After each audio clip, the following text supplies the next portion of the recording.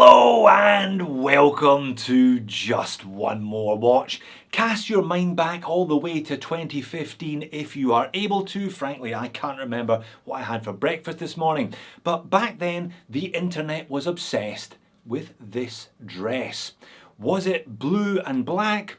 Or was it white and gold? And did it really matter anyway? The point was, everybody sees colour differently. My eyes are different from your eyes, and today there's at least 2 cameras plus a couple of monitors and perhaps your mobile phone between us. What's all this got to do with watches, Jody? Well, I think Casio are marketing this watch as one colour when in reality it is a different colour. You let me know what colour you see. Do you think this watch is blue? Do you think this watch is green? Or do you think this watch is somewhere in between? Anyway, I'm having another bite today at the particularly large and juicy cherry that is the Casio Oceanus JDM Japan only line of watches. I'm a big fan of Casio as a brand, so I was keen to have a go at these Oceanus models. I bought one last year, the Oceanus 5000, the top of the range. When I opened the box, I knew it was too small for me. So I'm back today with the Oceanus 4000, which sounds like a backward step, but in reality, I don't think it is. I think this one is fantastic. Now, you saw the pop-up. This video is semi-sponsored. I paid for this, but I got a discount voucher from Bai, who are a Japanese proxy buying service. You've heard the name before, I'm sure, on this channel or elsewhere. I think I've now bought 6 JDM watches using Bai, Seiko Sarb, Seiko Sarks, the last Oceanus, this Oceanus, and a couple of others as well. And in return for the voucher, if it's okay, I'll spend the next 30 seconds telling you about their service. Bai are, as discussed, a Japanese proxy buying service.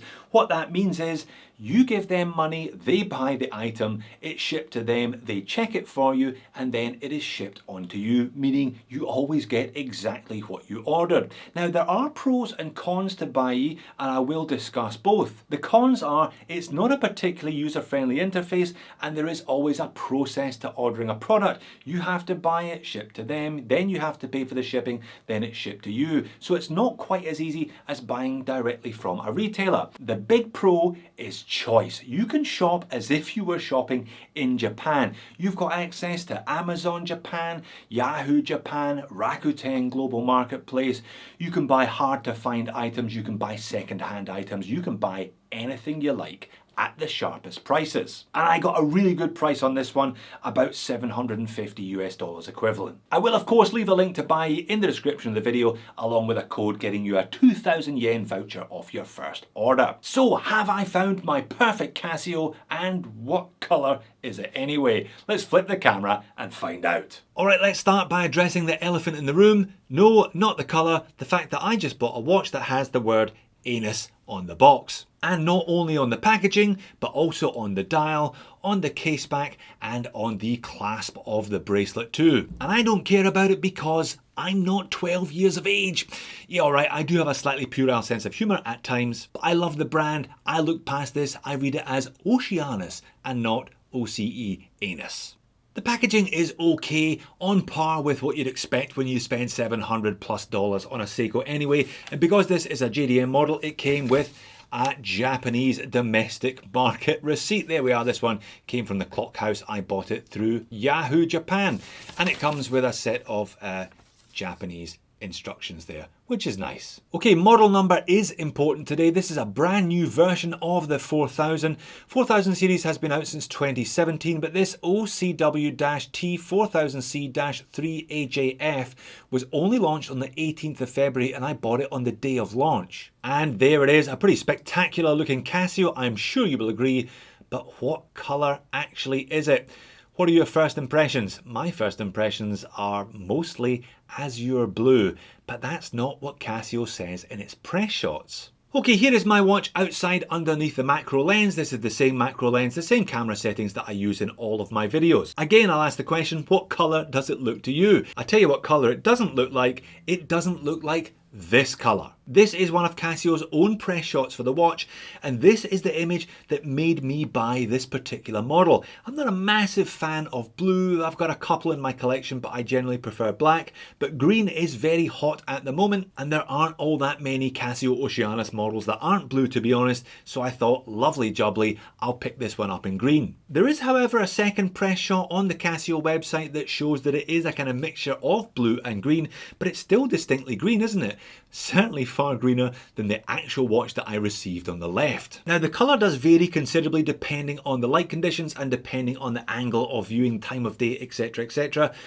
My favourite colour, ironically enough, because I bought a green watch, or at least I thought I was buying a green watch, is this bright, vibrant azure blue. It is so striking, and this is the colour you get from this watch when you subject it to a little bit of sunlight. So I thought I bought a green watch, but I ended up buying a blue watch, and I'm kind of okay with that. Or at least I would be if it was always that glorious azure blue. Quite often it's this kind of briny green blue. I'm not quite sure why Casio set out to make a watch in this colour, because I don't think it does this watch justice. It is a gorgeously made watch and has the capacity to really pop, but it just doesn't always do it. Alright, I promise not to mention the colour more than once or twice. Again, let's do dimensions and specifications. As discussed, the 5000 was just too small for me. I think this one is pretty much perfect. 41.8mm in diameter, now I measure that on the diagonal, 12.3mm thick, which is actually quite chunky when you think about it for a quartz, 47.5 lug to lug, 21mm lug width, so I will not be swapping away from the bracelet. I don't want to because the bracelet is fabulous. Sized up for me, 7-inch wrist, weighs in at 86 grams because you probably guessed it, judging by the dull grey colour, it is made of titanium. Not only titanium, it is carbine coated as well for scratch resistance. And what a piece of glass.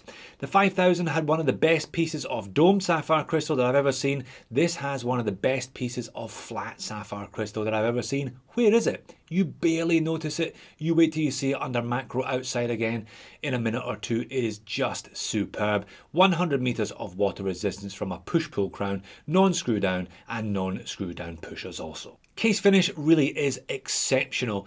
This is titanium, don't forget. It is not an easy material to work with, not as easy to get a high polish as you would do on stainless steel, for example. But look at the high polish on the bezel and on the case. It is just fantastic.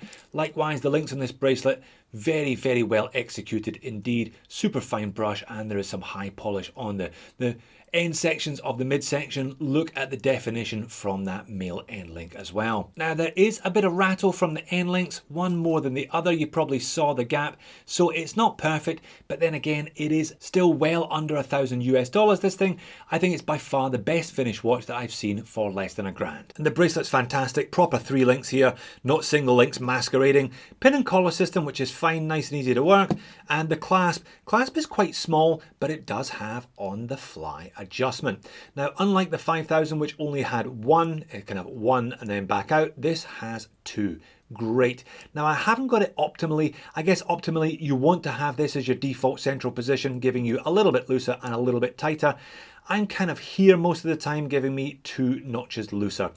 Not ideal, a half link would fix that problem, but hey, it's better than nothing. And the clasp is okay, Oceanus branding as you saw earlier on, high polished chamfered edge with multiple scratches already because I have been wearing this one non-stop since it got here, double security pushers, and it is milled titanium on the underside. The press-on case back, which I previewed earlier on, has an extensive, and I do mean extensive, spec sheet printed on there, including the brand name, the fact that this is multi-band, it's Bluetooth, tough movement, tough solar, 100 meters of water resistance, the model name, the fact that it's made in Japan, has sapphire crystal, is made of titanium, and contains a module 5652. Right, let's have a look at some of the basic functions of this movement then. I'm not going to run through it all because it would be a 35-minute video, and I don't think anyone, including me, has the attention span for that. So obviously, home time, 3 central hands there, hour, minute and second, and a date complication at the 3 o'clock. The sub-register at 12 is a home time 12:24 hour indicator. A second time zone is displayed in the sub-register at 6, and an AM PM indicator for that second time zone is the little sub-register within the sub-register up there at the 4:30. Over at the 9 o'clock, this one points to a day of the week when it's in standard timekeeping mode, but can also give you a battery level indication and tell you whether it's in stopwatch mode, summertime, etc, etc. Press this top button, the A button, once and it will let you know where your home time is. You can see the world cities printed around the outer edge. My home time is of course Sydney. And if you press the bottom button once when it is in standard timekeeping mode, it will say Y or N, yes or no, did it last pick up the atomic signal? Australia does not have access to the atomic clock, so it will always be no for me. Thankfully though, this one can hook up to your phone via Bluetooth, thereby giving me all of the functionality and the time setting ability that I would have had if I had had access to the atomic clock. One of my favourite features of this watch and the 5000 that I reviewed last year, if you regularly travel between two time zones, all you have to do is press and hold that A button for 3.5 seconds and it will switch home time and secondary time over. I have London set to the other time. There you are, it's pointing up to London there. So London, it is just gone 4:30 in the morning, 4:30 AM, you can check by the 24-hour indicator. Sydney, 3:05 in the afternoon. Once you jump back on that plane, you international jet setter, you hold down the button and it will swap them back over again. I think the little motors in this one are arguably quicker than they were in the 5000. Certainly things seem to happen a bit faster on this 4000 model. Okay, the last real feature of note to talk about before I show you the Bluetooth app. Hold this button down for a couple of seconds and it flips it into stopwatch mode ST. The hour hand and the minute hand will still register the home time. That will still register 12:24 on the home time, but the central second hand and this register at 6 o'clock now become a chrono timer. Again, one push to start here.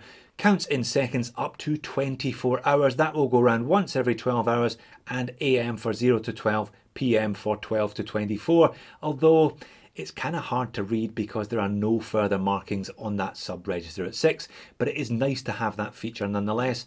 Press to stop, press to reset, press once again, and it will pop it back into timekeeping mode, but show you where your battery charges before it does so. M for medium. The watch has various energy conservation features also between 10 PM and 4 AM. If it senses it is in a dark space, it will stop the second hand ticking to preserve battery life. If it hasn't had any light accessing the photovoltaic cell for 4 days, the hour hand and minute hand will also stop. It will effectively hibernate until you either press one of these 3 buttons or until it is exposed to strong light. Tough solar, obviously solar, 6 months charge when fully charged. I haven't quite got there yet. I've only had this one for about 2 weeks. I'm sure it will hit high once I get a little bit more sun on this one. And of course, many of this watch's best features can be accessed using a Bluetooth app. Simply download the Oceanus app from your favourite app store. Press the button, press the C button down for 3.5 seconds to connect to your phone, and hey presto. In practice, it probably takes about 5 seconds to find the phone. There we are. Eventually it hooks up. You can swap your home city, you can swap the second time zone, you can check for battery status level, etc, etc. But mostly, as I said, for me it's useful to keep the time accurate. I reckon anecdotally, having owned this one for about 3 weeks now since it arrived from Japan, the module in the watch, which is stated to plus or minus 15 seconds per month tolerances, is probably running a couple of seconds fast. When I've updated the time, it has skipped the second hand on the watch backwards by maybe half a second or so. Just keeps it pin sharp. You know therefore that the time on your watch is always going to be the actual time to within a second. Alright, we've had a good look at it already, but let's get this watch back outside, the macro lens engaged, and have a look at some of the finer details of the dial. Under macro, you can probably see a sunburst effect. The majority of the dial does have that kind of sunburst, hence the colour change between blue and green. Perhaps you can't see the concentric circles surrounding each of those subdials.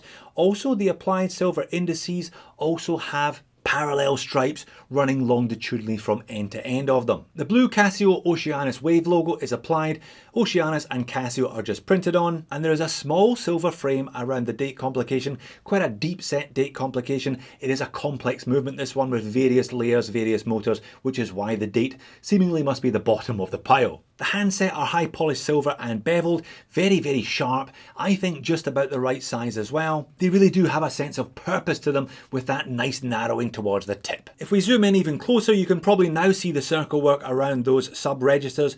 You can also now see that the indices are cantilevered. They float over the top of the dial. Very, very pleasant effect. One I've only seen a couple of times in the past. They cast little shadows over the top of that blue-green sunburst dial. Very, very nice indeed. But one thing you won't notice is the glass.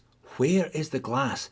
Almost imperceptible in all of these macro shots. It is just incredible. It shows that it can be done, it shows that it can be done relatively easily, and it shows that it can be done relatively economically. I don't know why more brands don't spend more money on crystal. A decent piece of glass can make or break a watch, and in this case, it makes it. The lume is also pretty good. It's Casio's own proprietary, what they refer to as Neo Bright. Obviously this one is going to be part of my collection. It will be featuring in a Lume Wars episode coming up soon.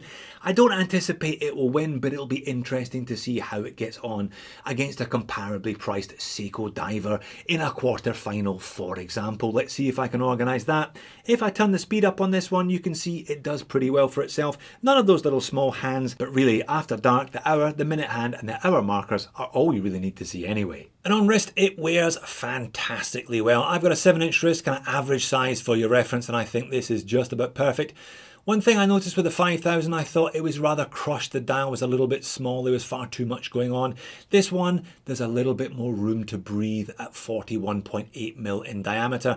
Now, it does have male end links, but they point down straight away. So I got a great fit with this one. 86 grams, adjustable clasp, titanium, well proportioned, fantastic. Overhead shot to give you a different perspective as well. Legibility, yeah, not so much from the angles, and once again, Azure Blue has been replaced by briny deep ocean green, but that handset, super sharp, the hour and the minute hand, they really do help. And the high polished silver in low light conditions also is an advantage. Outside natural light, again, you can see that sunburst pattern on the dial. Again, you can see just how good that sapphire crystal is, but have a look at the case of the watch as well. Check that finishing. Look at the high polished seam running from the lug tip to the crown guard. It's gorgeous. Look at how much it reflects.